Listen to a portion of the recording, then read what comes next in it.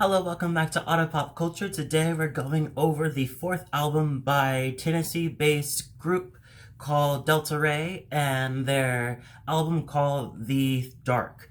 So this came out earlier this year in March 19th, and I completely must have just skipped right past it and didn't really notice it because I am a huge fan of them. And so the fact that I didn't really see this is ridiculous, but this is why I'm going backwards and getting to it now. Since it's the same year, it still counts.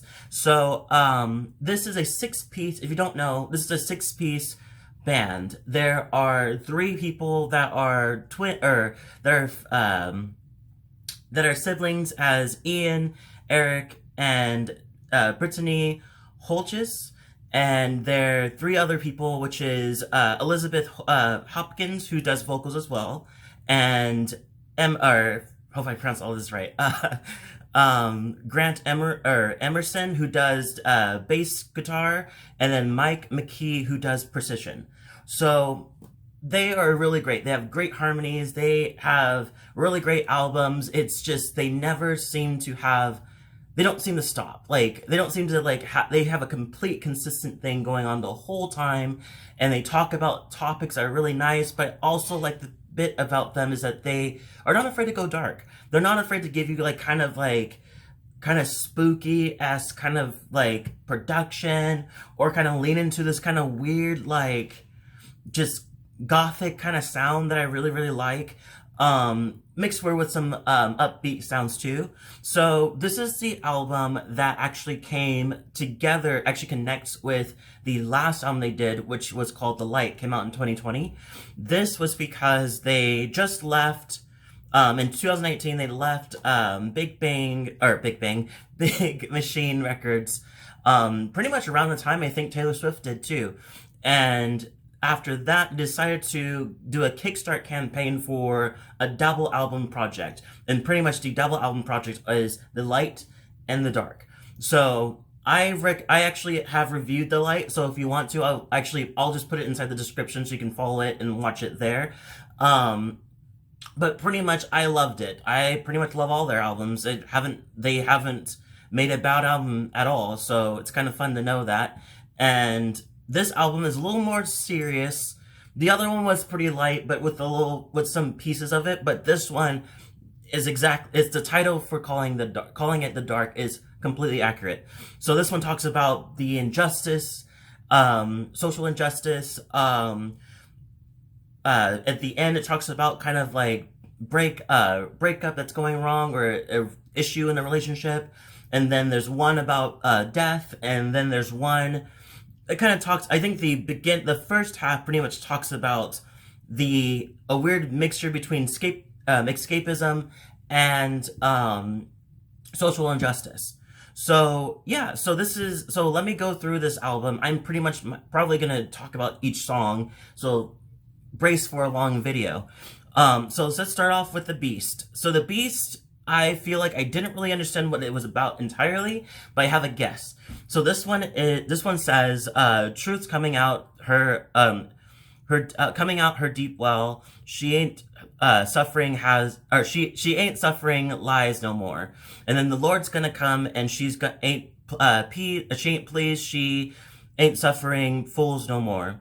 And it goes over the stump clap kind of production, with a lot of humming and everything, which they do great harmonies with. This is so nice. So this one, I feel like it's a warning saying society and the Lord and everybody's pretty much fed up, and everything's gonna come to circle pretty soon, you know? And then it goes into Come Back Alive, which this one's very, very good. This one's pretty much talking about the perspective of a mother looking for her child, and this is based around the circle of the time, or I don't even know if it's still going. I feel like it's probably still going. The idea that they're pretty much the times where immigrant children were being separated from their families at the U.S.-Mexican border, and pretty much being detained separately from their families. So in this direction, it kind of gives you that kind of a rushing type of production, makes it seem like maybe they're running a way to kind of get away from that happening to them, like a mother and a daughter, or a child just trying to run and escape from this situation, so they don't have that same situation. But it seems like it goes from they're looking for each other to they do find each other, but they're not the same. So I'll break down some lyrics actually. It starts off by, "Come back, darling, when you hear my name call. If I don't hear you, I'll think somebody came. If I don't find you, I'll I'll wait on down the hill. If you don't find me, I'll think you've been killed." Pretty much is a weird space just trying to find I keep saying daughter, I don't know why. Keep finding the child that's out there, and she doesn't know where the child is, and so she's calling out the name, and hopefully it'll call back. It seems like it's a kind of a safety direction that they already went through together. And then it goes into fog in the distance, eyes stare at me, fall to my knees, and I call out your name. Call me back, darling, you ain't the same. So it seems like they have reunited after a while, but the child is not the same. They've been completely affected by the idea of being detained and being separated from their family, that they're completely scarred from this situation. And I definitely feel like the song definitely takes in all of that experience and puts it in one song. I really, really appreciate them doing that. Going into the next one, which is Take Your Shoes Off.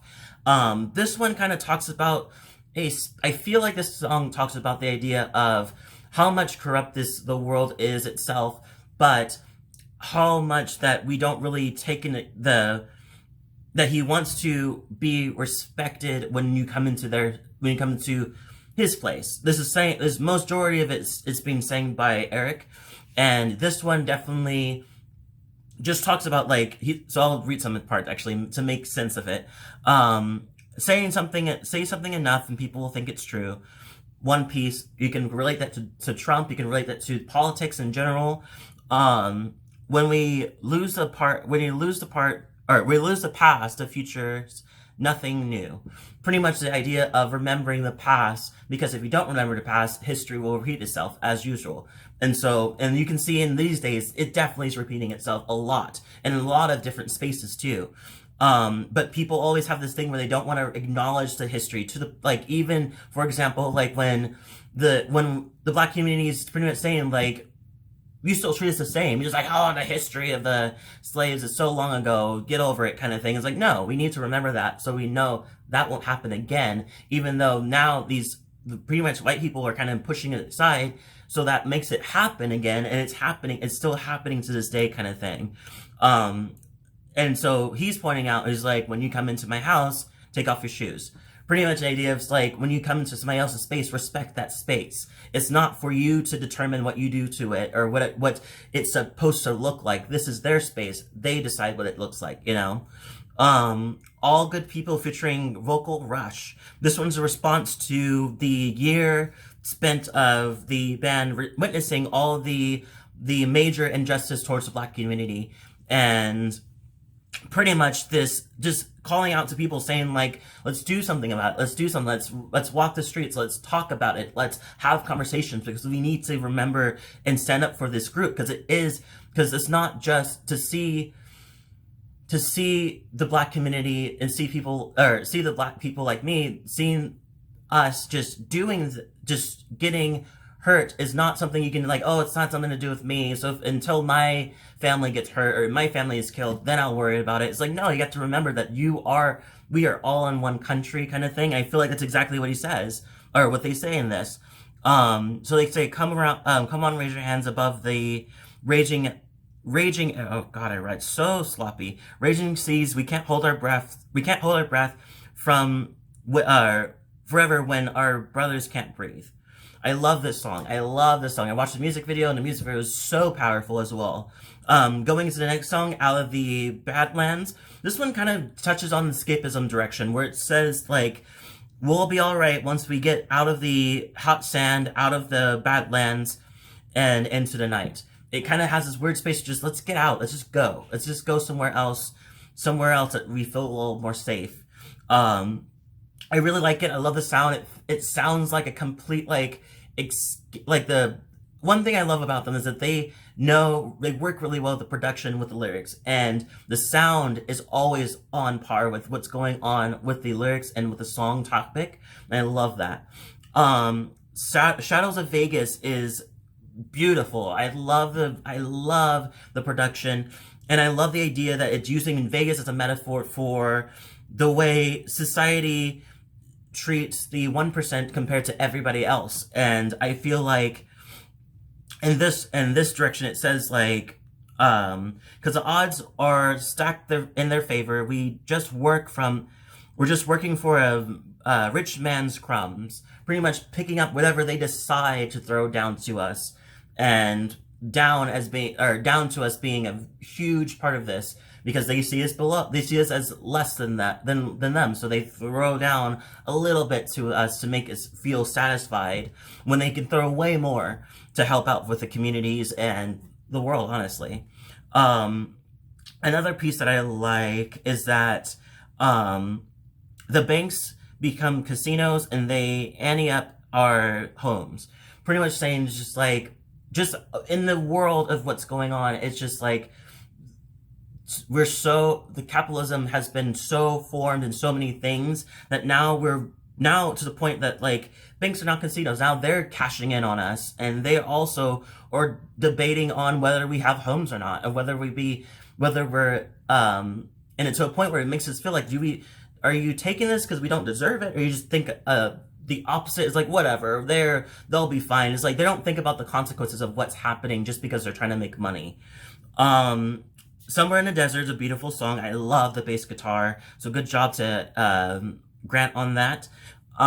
This one talks about just wanting a woman, and I wasn't really sure where it came out. Kind of came out randomly, because it's just like, oh, I guess I hope you find that woman. I don't really know what this has to do with the album itself, but it does sound, it still runs with the theme of the, or not theme, it still runs with the sound of the album, so it still kind of works. Going into I Go to Work is a really good song. This one talks about pretty much the working class and the idea of just like working until and it used to be work until you retire, but it's like we don't really know if that's the case anymore, especially in my generation. We don't even have retirements stuff going on unless we already worked that from the very beginning. But not everybody is in that situation, so a lot of us are going to be working until we die, or have some directions where we just working until we die. And so and we feel like with the work, it's the one thing that makes us feel worthy. So it goes, I go to work every day to be worthy. The ground on which, or to be worthy, the ground on which I stand. Pretty much just if you feel alive, feel like I'm worth it to be in the society. And I feel like that. I definitely have like spaces where just like when you don't work and when you're not part of the system, you just feel like you're just out of it. Everybody's doing something, everybody's part of something, and you're just kind of just sitting there. So, but society makes you feel that way. It makes you feel like you're not supposed to be, that if you're not part of us, then you're not us. You're not part of the world, you know? A man's worth measured by his purse never lets you rise above the goddamn dirt. Pretty much saying like the rich, connecting to the last one where it's just like the rich just don't not see us as equals, and they know that if we rise up past them or rise up to their equal direction, we can fix things. But they know that they don't want that to happen. They want to keep control, so they keep us at the bottom, just the bottom of everything, putting us to dirt to make us feel less than, so we don't feel like we are entitled to have that stuff that they have. Some turn to the bottle, some find peace in church, whatever gets you through the night, all right, but in the daytime I work. So at the end of the night, and when the work is done, people try to find things that kind of lean into that direction of kind of find peace after working. And a lot of people don't really like when they're working, and as much as people are like, I love my job, it's like not everybody likes their job. So some people will have a bottle of something when they get home, or find things to make them feel better so they can get up again and do the same thing, you know? Going into the next one, which is Last Words. That's when we're getting to the relationship direction. We just touched on that all the way down to Goddamn Shame. And this one kind of talks about last words kind of talks about the breakup from different perspectives, from two perspectives, so the woman and the man. So the woman starts off by, I'm going to leave in the morning. I won't leave you in the dark. And it starts from there. So it seems like she's already planning on things to happen. She already planned on to pretty much break up. And him on the other side says, you think I'm sleeping next and beside you. I've never been more awake. Listening to the thunder and wishing you were someone I could lie to, knowing that your heart is gonna break. So they haven't even talked to each other yet. So each of them want to leave and each of them wants to break up, but they haven't said anything to each other yet. It's the climbing to the space where they're going to say it. So it's kind of interesting to have that kind of direction of just like, they're like, oh my God, I'm hurt. I'm scared I'm gonna hurt you. I'm scared I'm gonna hurt you. It's just like, you seem like you're both on the same page, but you think the biggest fear is that you're gonna hurt each other, you know? And I love this part. It says, songs have been sung, the last rose thrown. Darling, I'll be the first one to say our last words. I really love that. It sounds very poetic. Going into the next one is Never Coming Back. This is from, I feel like it's continuing from the woman's side where she talks about she wants to get back with him, but she knows that he'll never come back. And so she's just missing him pretty much. She's like everything I did everything I could think of to make you not want to leave. You ain't coming back. The trail's gone cold. Can't follow your trails, can't follow your tracks, but a girl can dream. So she wishes they can get back together, but she knows it's not a possibility. Going into the guy's version of this, which is Goddamn Shame, which is he wants her back. Period. You know, there's no piece of it where it's just like, I know you won't come back, so I know it's not going to happen, but I can think about it. But no, he's saying, I want you back. I just want to believe in something like that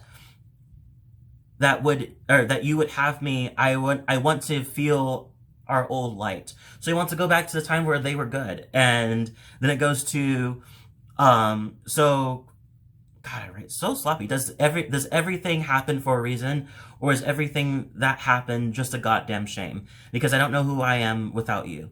So he's reeling maybe a little bit harder than she is, because it seems like it's like he's having all of these thoughts. It's just like, this just happened for a reason. Oh my God, if it's just a shitty situation, I don't know who I am without you. You don't hear that from the not ever coming back. And then it goes into don't talk about consequences. Please don't say we'll regret it. I want to know I don't want to know what we had. So it seems like he maybe even talked to her about this and just gone to the space. She's like, I don't care. I don't care what the consequences is going to happen. I don't care if we're going to regret it. I just want to feel it, even if it's just for a second. And I think that's kind of a little irresponsible, because it's not really taking into account that maybe the other person don't want to take that chance either, you know. But it seemed, you can tell that both sides, as much as in the last words, they were hurting each other. They're hurting and they wanted to leave, but they cared about each other in that direction. Even afterwards, they still care about each other, and they do miss each other.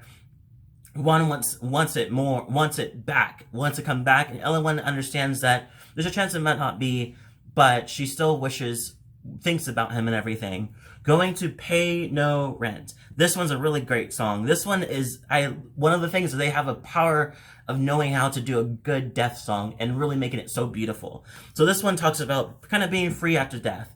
And it says, let the flowers grow from my body out into the fields where the children run. I won't pay no rent for the land that I'm under. I won't feel no pain. I won't have any hunger. So don't cry for me, because Lord, I'm free. And that long-lasting last sleep, I'll dream until my corner of the field turns green. So beautiful, completely poetic. It's not nodding to the direction of, it's just kind of letting you know, it's like, there's nothing that happens to the person afterwards. Once they're gone, it's completely rest in peace is exactly that. It's just, there's no rent that's being paid. There's nothing going on. They don't have any responsibility after that. So everybody else will have that responsibility, which is if you're burying something in a space where you have to pay for it, like a cemetery, pretty much you have to pay for it. And then, so yeah, so it's just like, but there's no pain that they're going to feel. There's no hunger, but the other person on the other side might feel that way. I don't know. I just really feel like it's a very beautiful song. That's pretty much it what I got for this. I love this album. Once again, they shoot and they fucking dunked it again. I give this one I give it a 10 out of 10. I love the whole story. The whole arcing of everything is really perfect. Leave a comment below, tell me what you thought. If you like this video, hit the like button, subscribe button, notification bell, so you get more of my videos. And thank you so much for watching. And if you have any comments about this album, please let me know about them. I'd love to know what your thoughts about this album as well. Thank you so much for watching, and I'll see you all in the next video.